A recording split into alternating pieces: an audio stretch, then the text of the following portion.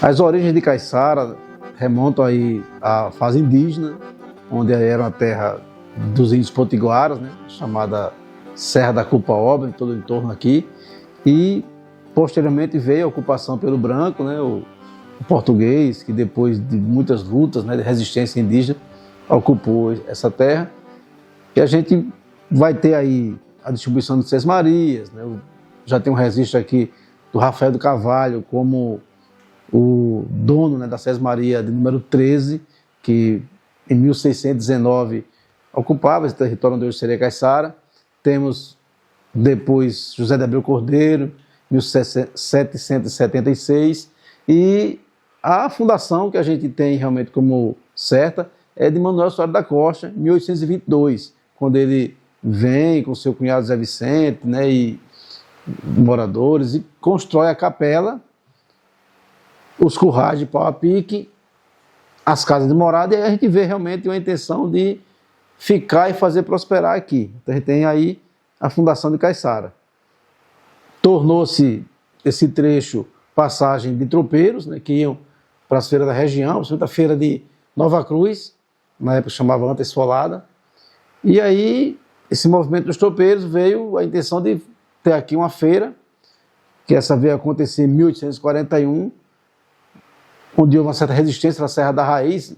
A serra já tinha uma movimentação econômica maior, com seus engenhos, né, e o pessoal, com a feira, deixava de comprar nos engenhos, então houve essa tentativa de impedir essa feira. Mas a feira aconteceu e foi um impulso para o desenvolvimento da cidade. Então, o próximo passo foi querer exatamente essa independência da serra, que foi esse movimento que chegou à emancipação da cidade, que curiosamente aconteceu duas vezes, digamos assim. A gente tem a emancipação em 1883, que no ano seguinte foi, digamos assim, colocada abaixo pelos políticos da Serra da Raiz, passando a Serra da Raiz a ser a sede, né, Caiçara ficando como um distrito, e depois ambas passaram a pertencer a Guarabira, em 1892, e em 1908 a gente tem a emancipação, que é comemorada até hoje, contínua, né, que é 7 de novembro de 1908, que teve à frente Antônio Florentino da Costa Miranda, o Tota Miranda, que vai ser nosso primeiro prefeito, e Antônio Soares da Costa, o primeiro presidente do conselho, né? Ambos são homenageados na Praça Dois Antônios, aqui, lá da cidade de Caiçara.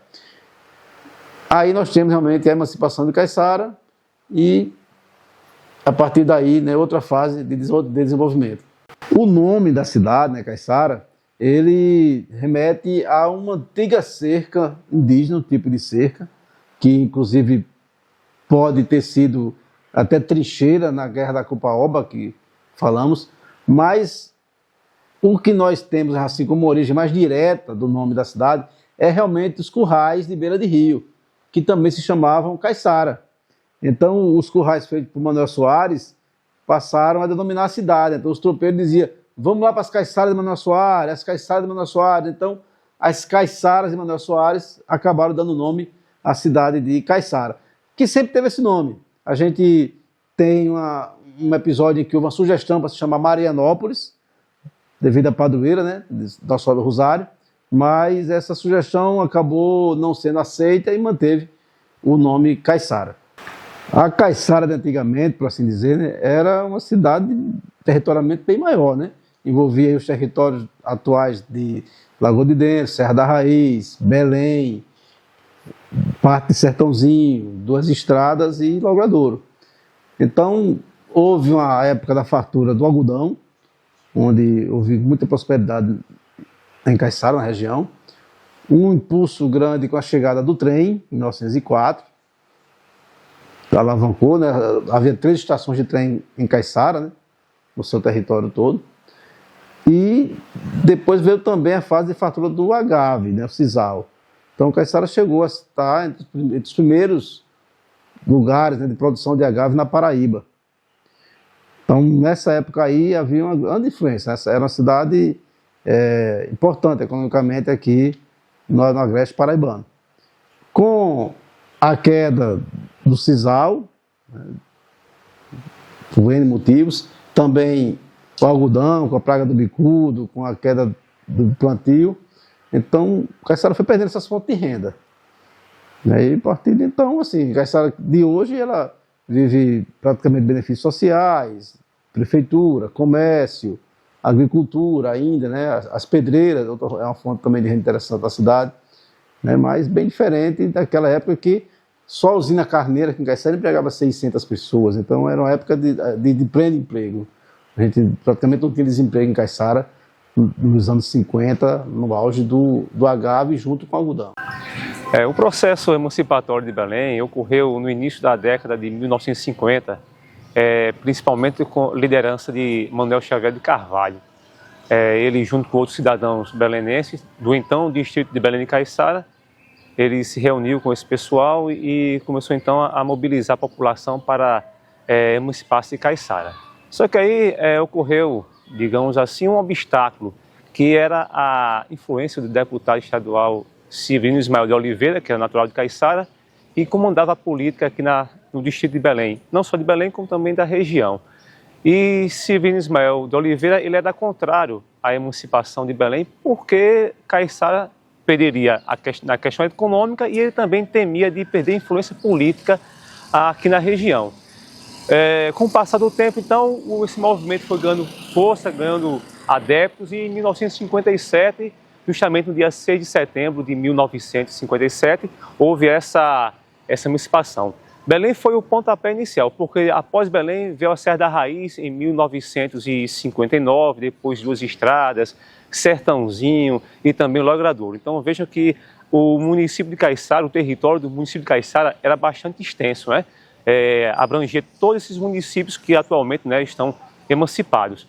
Então essa luta por emancipação de Belém também fez com que outros municípios tivessem essa mesma atitude, né? Caiçara tem como festas tradicionais, né, a festa de Santos Reis, que na verdade homenageia a padroeira, Nossa Senhora do Rosário, a festa de São Pedro e a festa da Pedra, que é uma festa muito interessante, né, e que é um diferencial da nossa cidade, mesmo a Pedra pertencendo ao território de Itacima, mas culturalmente é mais explorada por Caiçara.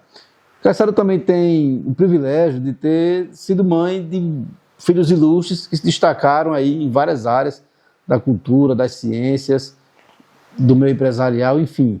A gente tem, por exemplo, o maestro Joaquim Pereira, temos aqui o ator Rafael do Carvalho, temos aqui o psicanalista pioneiro no Brasil, Valdir Ismael de Oliveira, um herói da Segunda Guerra Mundial, como o Coronel Zé Olímpio.